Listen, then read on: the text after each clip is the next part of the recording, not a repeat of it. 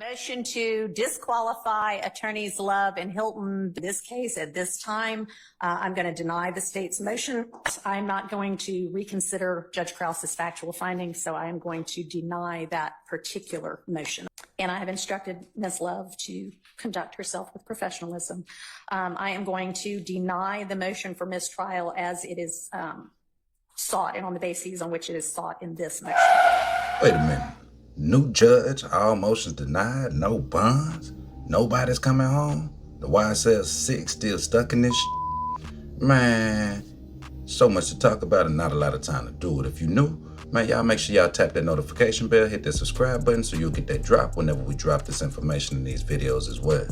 Man, so much to talk about and not a lot of time to do it. But ask yourself, is this new judge on the side with the defense or is she on the side with the state? Maybe she's fair. Ask yourself this, why are all motions still being denied and not one person out of bond? Man, let's talk about it. Y'all know the vibes, grab a seat, we finna dig deep.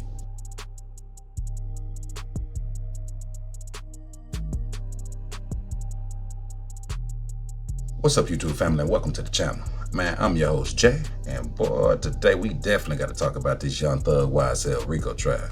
Now ask yourself this, with Judge G being gone and a new judge being on the stand, was everybody thinking that the case would be different? Let's talk about it. Now, first thing first, let's just say no bonds are being granted in this trial. I know a lot of people are gonna be like, man, it's not fair, it's not fair, it's not fair. But this judge is definitely standing 10 toes down and making sure that she's not going back and overruling any previous rulings, which is definitely interesting if you're picking up the case in the middle of the case. But man, ask yourself this, if you break everything down with what we've seen so far, being all the way up to day 102, who's winning this case at this point? Is it the defense or the state? No mistrial, no bonds. Man, it's getting serious. We finna dig deep. All right, thank you. So I have read the transcript, and the transcript is the best evidence of what happened there. And what we're dealing with is whether I can and or should reconsider, I guess, the factual findings made in Judge Krause's order. So the state's position, Your Honor, is just as Judge Krause was the authority, the court tasked with making a determination regarding recusal. The court has been tasked with the responsibility, the assignment of continuing the trial. Judge Krause's responsibilities we submit to the court are Judge Krause's, not this court's. Just as each court that at each step in this process has its own set of duties, that one belonged to Judge Krause. Okay. Invited to talk, who didn't take the opportunity. I took a pass a couple of times, Your Honor. Doug Weinstein for Mr. Kendrick. The only thing I want to add is that the King case and the Gilbert case are about a different circumstance than we are objecting to and complaining about here. That is a hearing about the issue of whether the immunity should be granted by the court. Presumably that was done in this case sometime prior to Mr. Copeland's testimony on the 7th. What we are concerned about, object to, believe violate our client's rights, is the ex parte meeting that took place in chambers on the 10th, far after that immunity decision was made, at least just speaking with respect to my client, Mr. Kendrick. Okay, thank you. All right, with regard to just this particular motion, which is styled a motion to challenge essentially Judge Krause's factual findings in her recusal order. It appears to me to ask this court to almost sit as a reviewing court and find certain factual findings to be erroneous. And this court doesn't have an ability to do that. The time to have filed or sought a certificate of immediate review has passed. I can't really sit as a reviewing court over a fellow superior court's order. To the extent that it is a motion to reconsider that court's order, that's a little bit closer to something that I might be able to do, but I can't really do that either. That, as Ms. Love correctly pointed out, was a motion to recuse Judge Glanville. It was before Judge Krause, not this judge, and she granted the relief that the defense sought. I understand that the defense does not like some of what might be factual findings in there.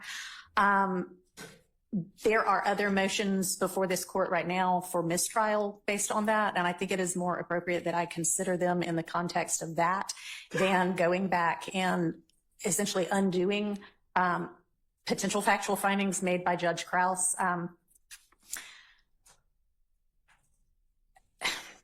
I think I agree with Mr. Sharp that this is probably dicta anyway, in that the essential holding that the court made was that the recusal was based on Judge Glanville's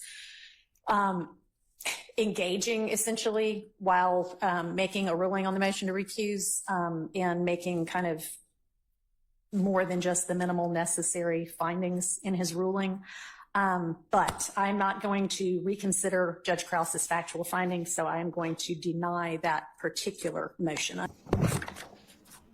So I think that actually the next motion I'm going to take up is the motion filed by Mr. Williams that has a very long style, but that essentially asks that any other ex partes be revealed, that a neutral judicial officer take a look at everything in the case that has been sealed and make sure that it is above board, and then for a mistrial based on the alleged judicial misconduct that occurred during the particular ex parte that was the 10th of June, and prosecutorial misconduct there and prior to that.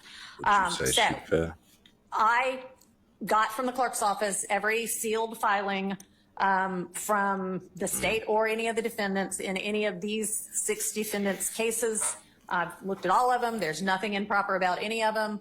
I refiled them. The order that it accompanies the resealing, I'm sorry, not refiled them, resealed them, actually delineates each of the things that I looked at or the dates of each of those sealed filings. I'll note that a lot of those ex partes were defense ex partes. There's nothing wrong necessarily with something being done ex parte. We're kind of talking about this June 10th ex parte as though, ooh, that is such a horrible thing. And it may be, but an ex parte in and of itself is not necessarily a bad thing. And both sides have appropriately held ex parte communications about things that should be ex parte with Judge Glanville prior to this.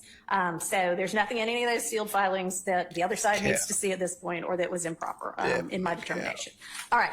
The next thing is the defense asking whether there have been any other ex partes that we don't know about. And so I'm going to ask everybody, and y'all know what ex partes you had with Judge Glanville, and you know what filings got made. And so is there any ex parte that occurred that is not connected to one of those sealed filings? And I'll ask the state first. So no, we're not surprised. Nobody found any errors or issues with the ex parte meeting.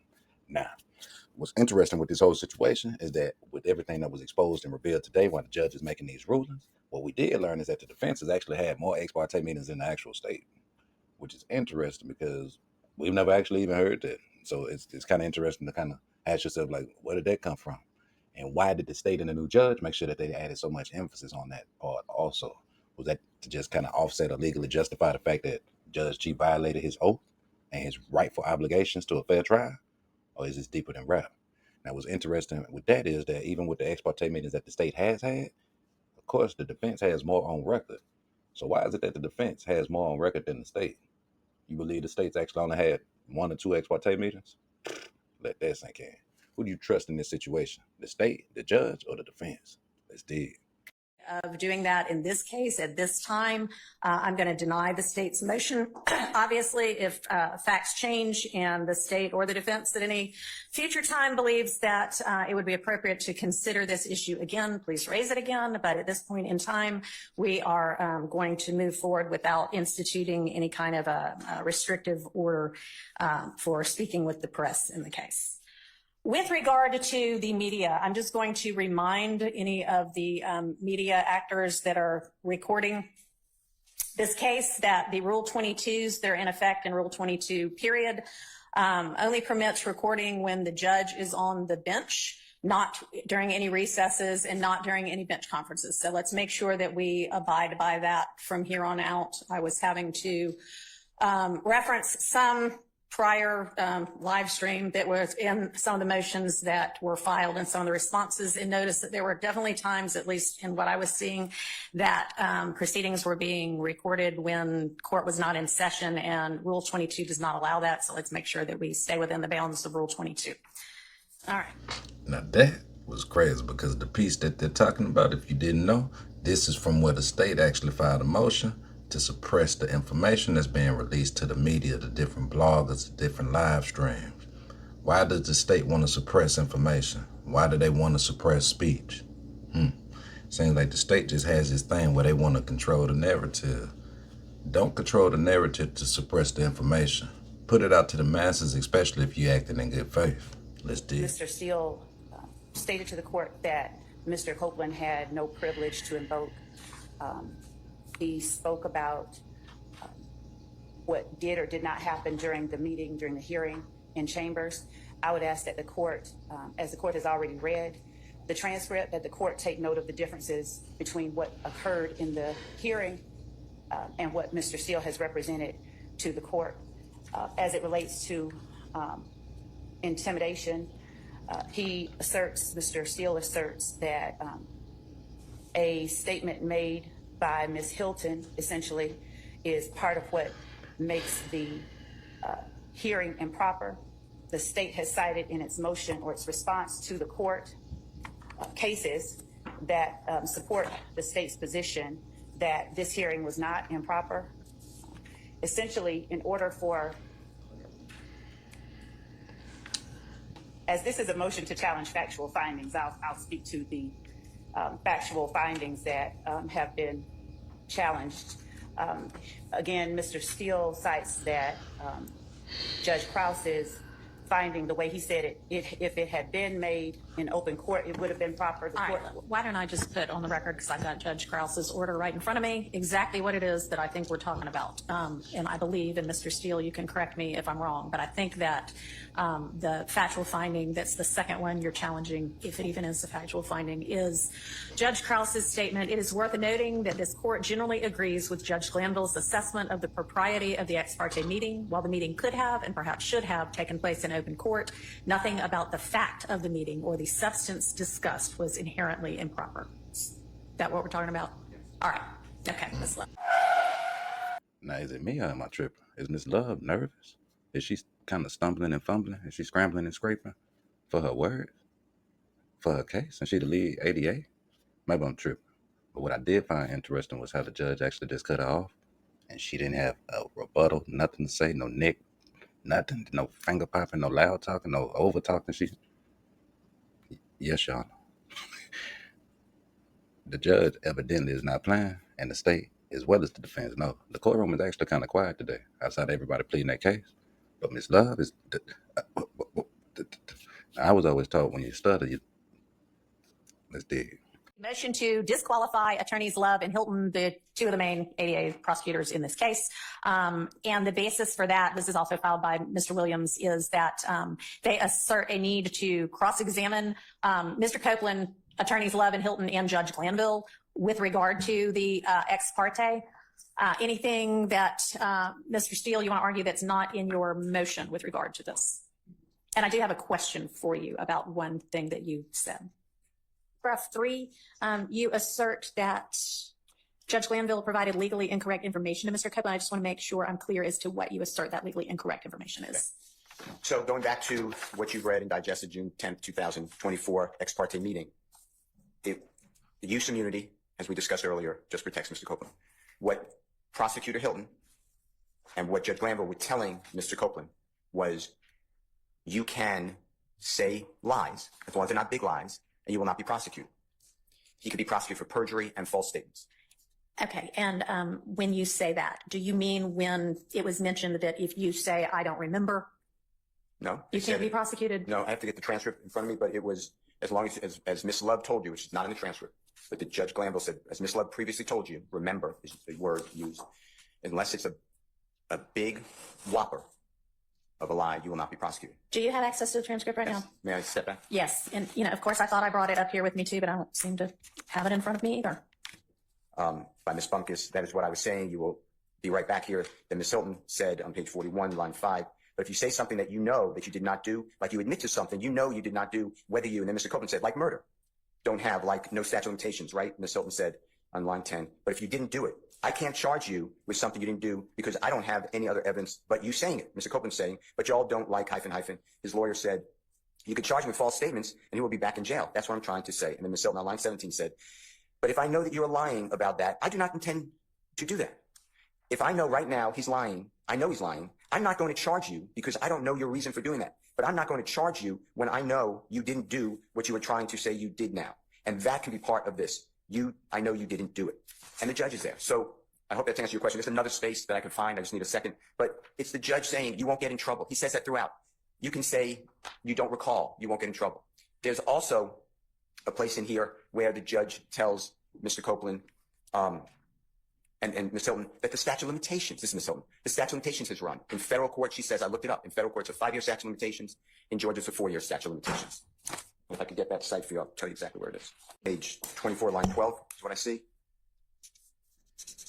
Ms. Hilton says, and what we'll say, and Mr. Copeland and I, we've talked about this. I'm not sure what your concerns are. What concerns that you expressed to Mr. Melnick last week? If any of your concerns deal with being locked up for anything, you can't. Like there's nothing that can happen. The feds, Ms. Bumkus interrupts. Well, that's not, Ms. Hilton interrupts. It is true. Ms. Bumkus, excuse me, said, no, I said that's not his concern. Ms. Hilton said, if it's a concern for his safety, we need to know that. Like that's not expressed. So we don't know what the concern is that we can try to resolve the concern. This is what I'm saying, Mr. Copeland and I have had conversations before going to page 25, Your Honor. And here it is. I understand some of his concerns is potential criminal liability, hence why we gave you immunity. The federal statute of limitations done. The state statute of limitations done. So there was nothing. Like I researched it this weekend again. Both those statute of limitations for what you and I talked about, which is a 2015 or before done.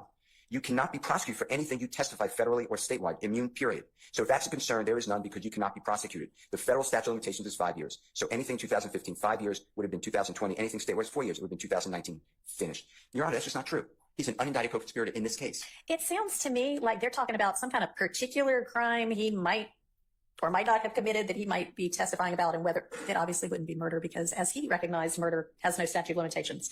But that sounded like it was a really particular crime.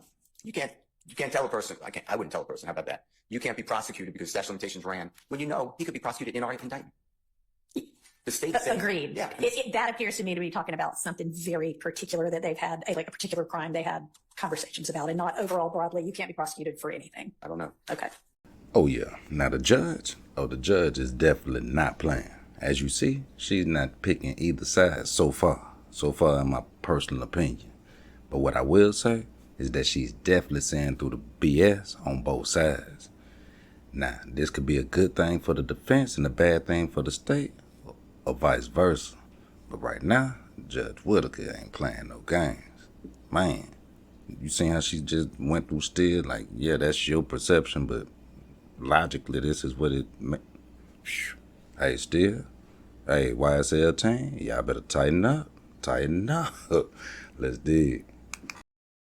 Something that had already occurred for Judge Landell to have asked that? No, Your Honor. We were very sure to only talk about what was happening, which was getting Mr. Copeland purged from his contempt. So I made it clear that we weren't going to talk about anything substantive, and to talk to the judge about any questions to me would have been substantive. So we never talked about any questions with the judge prior to Judge Glanville saying that during the meeting. All right. And was everything that occurred in that meeting, other than the times when Judge Glanville stepped out so that Mr. Copeland could talk to his own attorney and I believe talk to y'all, was everything else recorded? Yes. Okay. From the outset of that meeting? From the outset of the time that I entered the room, everything is recorded. Right, because you weren't there at the beginning of it. Correct. But you did not have a conversation with Judge Glanville prior to when you came into chambers and it was being taken down? Outside of the normal, how you doing, how was it? Yes. Correct. Okay.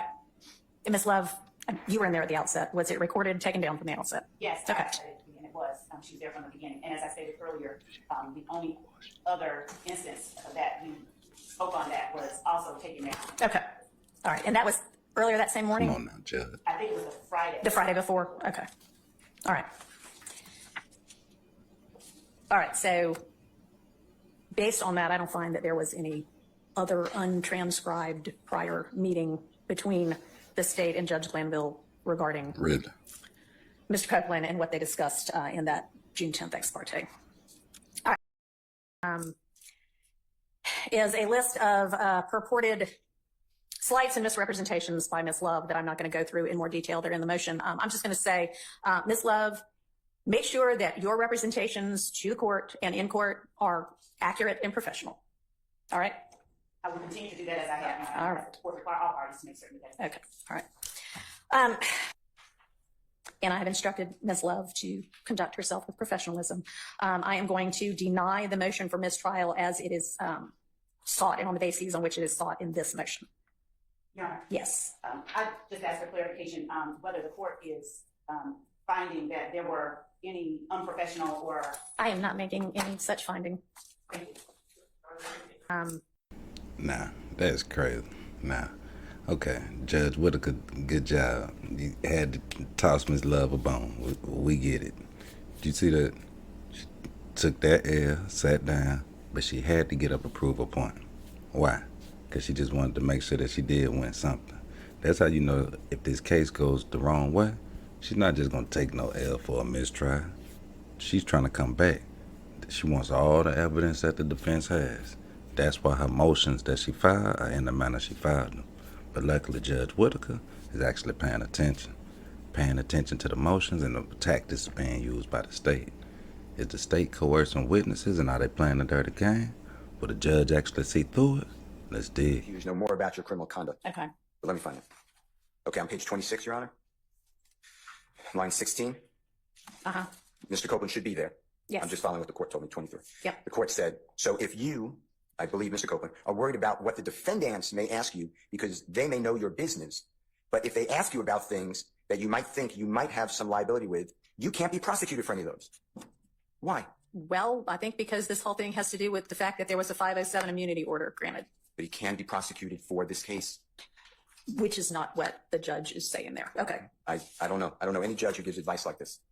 Then on page, Well, if you are, I mean, if the topic of the meeting is to ensure that Mr. Copeland understands what it means that he just got immunity, which he certainly does not seem to at the outset of this meeting, and the nuances of that. I mean, that's a nuanced issue even for lawyers.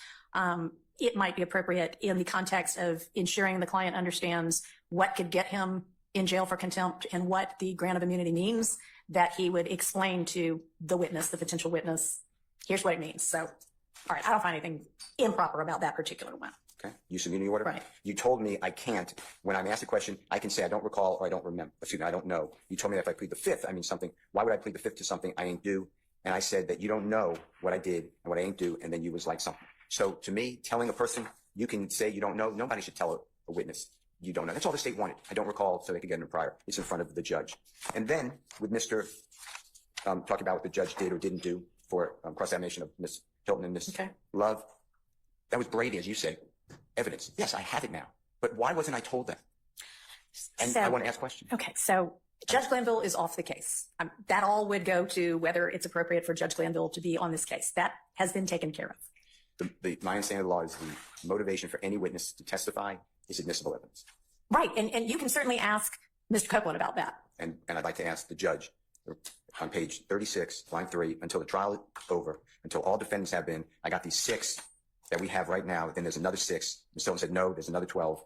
The court said there's another 12 or thereabouts that are still outstanding for various forms or another. And they're talking about he has to stay in jail. And I'd like to ask Ms. Hilton, Ms. Love said the same thing, and Judge Glanville, why would you tell him that when that is not the law? You can't just hold a human being. All right, so you can certainly ask Mr. Copeland about that. Okay. I don't know that the prosecution's motivations are relevant to the issues that the jury is supposed to decide. And with regard to Judge Glanville, again, he is not involved in this case anymore. So I'm definitely not going to permit you to cross-examine Judge Glanville in front of the jury because, frankly, it's irrelevant, and he's been recused. So to the extent that, do you have anything else with regard to why it is you ought to be able to have Ms. Love and Ms. Hilton removed from the case? Yes. Okay. So, and just go back to your answer, last question, page 44, line 22, it's Judge Glanville speaking. Mm-hmm. And he said, okay, so you testify about some aggravated assault or murder. They can't prosecute you on it because that's what the order said. Okay, That's just hang on. not true. I'm sorry, where are you? Page I may be on 44. 44. Line 22, Judge Glanville. Oh, okay, I'm with you. Speaking. Yeah. He said, okay, this is Judge Glanville. So you testify about some aggravated assault or murder. Okay, so I'm They can't actually not with prosecute you. Page 44, line 2? 22. 22, okay. All right. Got Judge it. Glanville speaking. Okay, so you testify about some aggravated assault or murder. They can't prosecute you on it because that is what it says on the order. And that's not true. They can prosecute him. They can't use his word. Okay. All right. I will take all of that into consideration. I don't think that I'm going to make a ruling on this particular motion today. I want to take a full look at all of it in context because I do think we have to consider it in context. I will note that one down as well. Use of immunity order? Right. Nah, it's clear. It would be the greatest thing in the trial in the history of Georgia if YSL still got to cross Judge G. But let's be clear. That judge made it perfectly clear, not happening. You can ask Woody. You can ask 88 Hilton. You can ask YSL Adams, YSL Shaw. You can ask them. But Judge G, off limits. Now, still his own one, but you got to give him his props because that's his job. That's what he's supposed to do.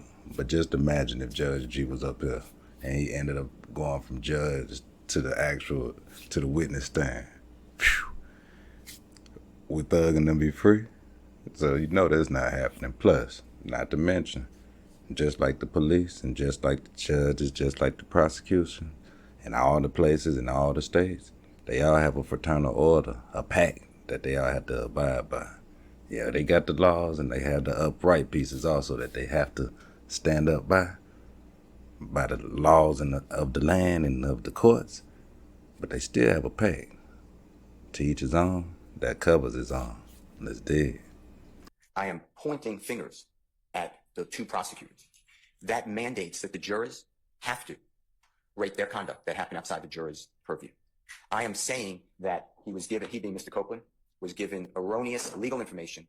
He was encouraged by the holding of hands of Judge Glanville, Ms. Love, and Ms. Hilton, that they all intimidated, coerced, directed, encouraged, whatever the right word is, Mr. Copeland to do what they wanted him to do. It's in the transcript. We need you to testify, Judge Glanville said. Mr. Copeland will say, I don't know what he was going to say. But yes, I felt that. I felt that they were not going to let me out of jail. I can't then have, nobody should have, then lawyers stand up when the jurors now need to rank what they are doing in the case. Their conduct is at issue. I'm not making them witnesses. I'd rather they stay on, to be quite frank with you. They made themselves witnesses. And the reason is because they injected themselves in such a, my opinion, inappropriate communication with a court and a sworn witness who did not ask any questions. The gentleman was represented by known counsel. He says, and it's in here, I can give you the page, but there's no reason. Take me back to the jail. Judge Glanville said, do you want to talk with your lawyer, me, or the state? Why would a judge say speak with the state and go around the lawyer, even in front of the lawyer? So all of this to me is very at the heart of that gentleman's testimony, his credibility, and it invokes and puts into effect the testimony and credibility of Ms. Love, Ms. Hilton. I can't ask anyone on the earth. I have a transcript, but I can't ask Mr. Copeland, why did Ms. Love tell you? Or tell your lawyer, if your lawyer told you. And I'm not going to, I understand I just stay away from attorney-client privilege, but did you ever find out this statement? And if his answer is yes, because Judge Glanville said, remember, Ms. Love told you. We just read that. I want to talk about that.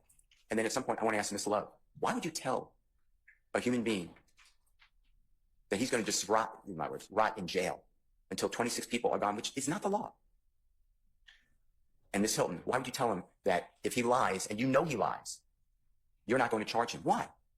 Okay, And those promises were not given to us. They were hidden from us. And Judge, this did come out. Your Honor, this did come out. I got it now. I understand that. But if you look back at June 10th, 2024, about 11 o'clock in the morning, not the ex parte hearing, recused Judge Glanville comes on the bench. Please look at the transcript because I'm not verbatim. I understand that Mr. Copeland's going to testify. Mr. Copeland's put on saying, are you going to testify? He said yes. And we rolled into questioning. I don't know how it got away from the prosecution, Ms. Love, Ms. Hilton, Judge Glanville. By the way, he told us things that are specific on the case. He said in here, I can give you the number, I committed all these crimes. All these crimes include murder. He's asked about statute of limitations for murder. We don't get any of that. So for all those reasons, I'm going to cross-examine Mr. Copeland. I'm going to bring all that out. And the people who are at the heart of that conversation are witnesses as well. They should not have done it. Then they tried to hide it, which I'm bringing out as well. And then just, I don't know how, but by circumstance, fortunately, whatever the right word is, we did get the transcript. If you read the transcript, I asked Judge Glanville for the transcript. He told me it was privileged. All right, so I think this is rehashing kind of old ground that's not relevant to where we are right now. I want to bring it all up in front of the jury, though. Well, we'll get there when we get there. But is there anything else that Judge Glanville said that you believe is legally incorrect information? Yes. Okay, because I want you to address that. We as need you well. to testify. Why do we need you to testify? That Mr. Copeland had to stay in custody till all 26 criminally accused have their case disposed of? That's not true. Okay, That's wrong. Yeah. A- that is that's on page 36 of the transcript, lines 3 through, the discussion's kind of lines 3 through 9. At some point, civil contempt becomes punitive. Civil contempt is supposed to make the person do the act. If the person's not doing the act at some point, it's just not effective. So it has to be then given a date certain. You can't just hold a human being in custody until all 26 people, some of them don't have lawyers, forever. Yeah. That's what Judge Glanville said. That's the problem. So I'm just being transparent. We're going to have a situation where Mr. Copeland's testifying. At some point, I'm going to be able to ask questions. I'm going to ask him, was there a time on June 10th, 2015 that you found yourself in an office with a judge? Was this person who I'm pointing at there? He'll say, I believe no. But the transcript says, exactly, you spoke with Ms. Love earlier. If we get to that, that may be something that you are able to examine him about. And I do think that, you have the transcript, and I know everybody has said, oh, there was Brady in there. Y'all got it all now, so it's not Brady anymore. If it even was before, y'all have it. You can use it at trial. I think you can appropriately examine Mr. Copeland if he decides to testify on some, maybe all of the things that happen in there. That may be something we have to hash out a little bit more. But let's not get ahead of ourselves. So with regard to legally incorrect information that the judge gave to Mr. Copeland, the two, page 40, 41, 24, 25, and then the one that I cited that you mentioned about all of, you may have to stay in jail till all of the co-defendants trials on page 36. Anything else? We need you to testify. Nobody needs him to testify. He could do whatever, it's America. He could do whatever he wants. He could sit in a jail. Okay. He has to pay penalty of perjury, but that's what judge. And they also tell him how to testify. Judge Glanville tells the lawyer first. If you remember, I could get you the transcript. You remember you shaking. Judge Glanville tells the lawyer. Yeah, if you've got a transcript cite, I think the more clear we are, the better. Okay. It's at the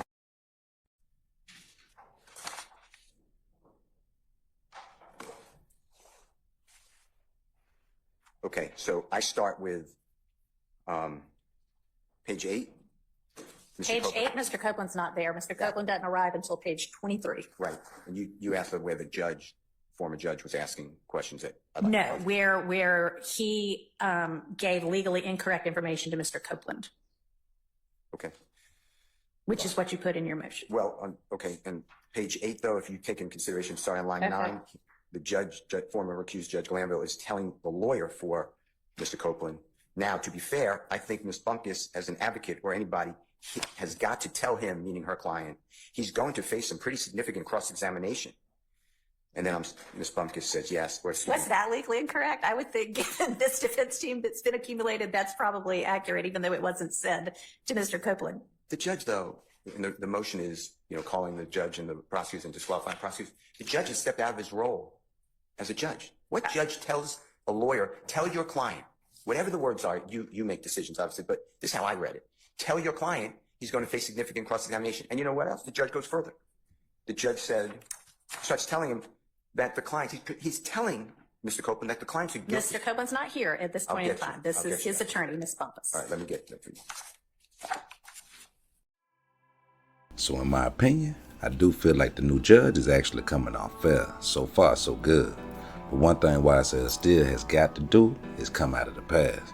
Now I understand that a lot of core pieces of his case and his evidence are actually relying on the past, but Judge G, you gotta let that go. Once he got pushed out and they got approved for him to be recused or removed from the case, that was it. So this judge isn't handing too much information about crossing Judge G, stepping to Judge G, or any of that. Now, there were several different motions that were still filed by the actual state and the defense that still have to be crossed up that she is going to be taken up. before the jury comes back. But a lot of the things that I covered in this video were just the key motions that I think are going to impact this actual trial going forward. Now, of course, we all want to see possibly a mistrial. Some maybe even want to see a conviction, a mistrial without prejudice, a mistrial with prejudice, however it goes. But ask yourself this: is the corruption being exposed in front of our face? Right here by the Atlanta DA, the state. Man, this whole case has been going on 102 days. No way the jury is not saying this. No way that they're not questioning this. No way that they haven't already formed their own opinions about this case. To come back in and see a new judge, and then just imagine if YSL still was allowed to actually cross Judge G. Would this case actually be over? Is this case still on the verge of actually being over? Now, it's a lot of things that happened today also. I am on the process of working on another video where the judge got Ms. Love together, because I do believe that YSL Still and YSL Short got their point straight across today. Now, one of the biggest things that they wanted to do was expose the tactics being used by the state. And the judge did call Love out several times. But man, this case getting more interesting as we go. Y'all know we're going to keep on paying attention, breaking it down, coming together, and definitely trying to see exactly what's next. Now, in my personal opinion, do I think that this case is over? Yeah, it's been over, because I still haven't seen Rico. But ask yourself this: would it make sense to end the trial or push it all the way to the end? Man, y'all jump in the comments, let me know y'all thoughts. Let me know how y'all feeling about this video, the new judge. Was this a W for the defense all day, W for the state? As a matter of fact, did anybody win? Ain't that what we all wanted? A judge that was gonna make it fair? Man. Till next time, man, y'all jump in the comments. It's your boy Jay. Gone.